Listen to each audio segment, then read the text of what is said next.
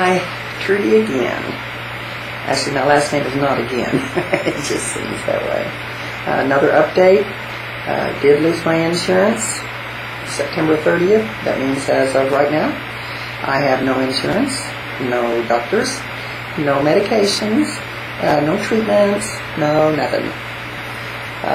It wasn't a whole lot better before, but worse now. I applied for Social Security disability last May. As a matter of fact, my case was expedited because I'm terminal, which means that I will receive my first check at the end of December. So anyone who has told you that you apply and if you're in real need you get it the next month, they were lying. There's a mandatory, written into law, a mandatory 5-month wait. Okay, there's a possibility that, well, I had been told that I would qualify for Medicaid once I dropped this, or once I got dropped from this breast and cervical cancer treatment program. So once it dropped, I reapplied. I'm over limit. Anything over $300 a month is over limit. So with Social Security disability is an automatic Medicaid, but only if you're under $984 a month, and I will be slightly over that. So I won't qualify then for Medicaid either. The only other option for me was a program in Oklahoma called Insure Oklahoma, which is for employers and employees. I'm not working, but I still do have my small business. And it failed, but we're trying to rebuild. Basically, I'm making no money from it, and I'm paying all leftover bills. But it's the only thing I had to use for Insure Oklahoma, and I'm just hoping that that'll be enough.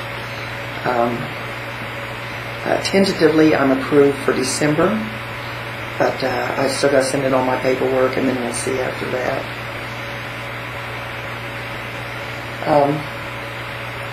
In the situation that I'm in, I'm pretty much using up my credit cards to pay monthly bills, trying to make it to the point where I will have some money coming in. So I applied for food stamps, which was a big deal to me, because that was like saying I can't even put food on the table. And to me, that's like the worst kind of failure. As a human being, as a worker, as a parent, if I can't put food on the table, I'm at the bottom of the pile. But I went ahead and did it. I dragged my feet for a little while, but I went ahead and did it. And I received a food stamp card and an online place for my account. And the lady called me and she said, well, let's get your information in here so we can get you some help right away, because I was a stage 4 lung patient. And so I believed her, because I have always been, you tell me anything, I'll believe it. My dad called me gullible a million times, and he was right. I've been that way my whole life. So I believed her. And every day, sometimes twice a day, I'm checking that account, so I won't have to use my cash, you see. I don't have a lot of cash. But it never came, and it never came. So after about 3 weeks, I called her yesterday, and I said, is there a problem? Do I need to turn in more papers or something? And she said, no, I've got till the 26th to do your case, and I've got 72 others to do with you. So, okay. It's just more of the same. And it's not that I blame these people. I'm sure that they are overworked. And I'm sure one sheet of paper with one person's name on it just looks the same as another sheet of paper with somebody else's name on it. We're not people. We're cases. And we're a load that needs to be unloaded. So don't get very far. Eventually, I guess it will all kind of click in. I have reached the point that I can't keep hoping for it. I can't keep thinking that there's some kind of magic solution out there that's going to save my daughter and myself. That's not going to happen. I don't know what's in the future. I'm going to guess we won't die of malnutrition, starvation, dehydration, and probably not from exposure to the elements. Because one way or another, I will find the way to keep on taking care of my responsibilities. And I'm not going to let this cancer stop me from doing that.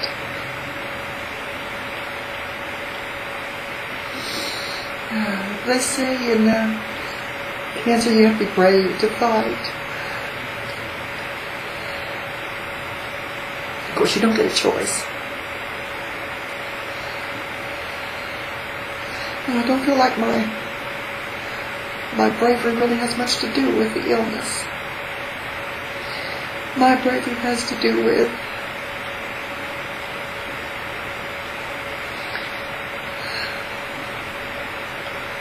keeping going through the illness, in spite of the illness. Keep putting food on the table. Keep paying the electric bill and the water bill. Somehow find the money for the property taxes that will be due in December.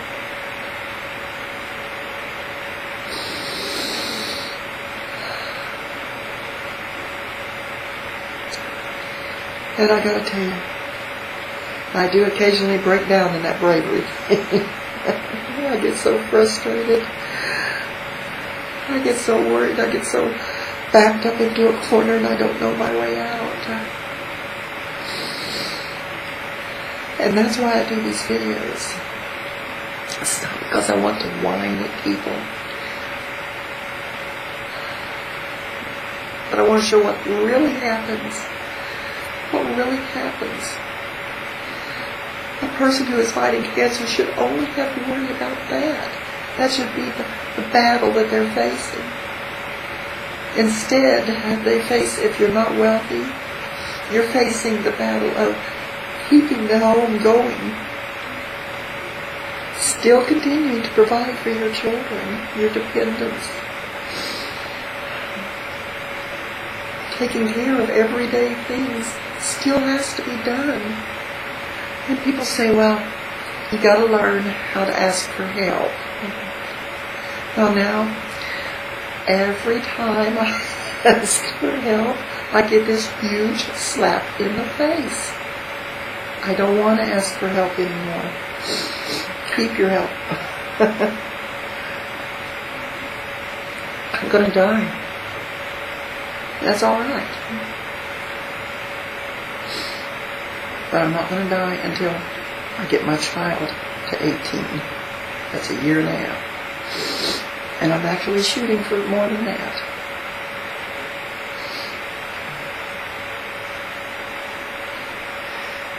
So, I'm kind of curious now to see. He sent me a certificate of non-insurance. My understanding is that puts me on a list of people who, when it comes time for Obamacare to kick in, I'm on a list of people now that better have insurance or I will be fined. Does it really get any better?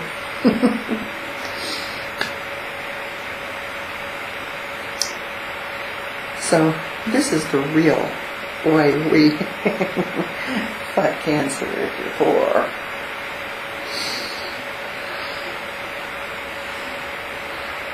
I never thought of myself as poor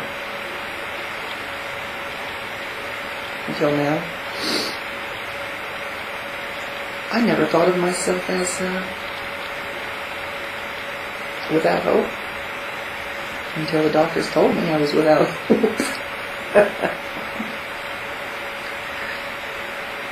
I'm just going to go on doing whatever I have to do. Whatever I have to do. And if I can help, fine. And if I don't get help, okay.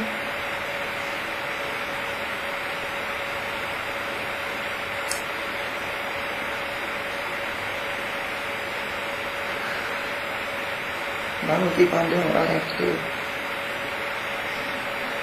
Nobody's going to stop me.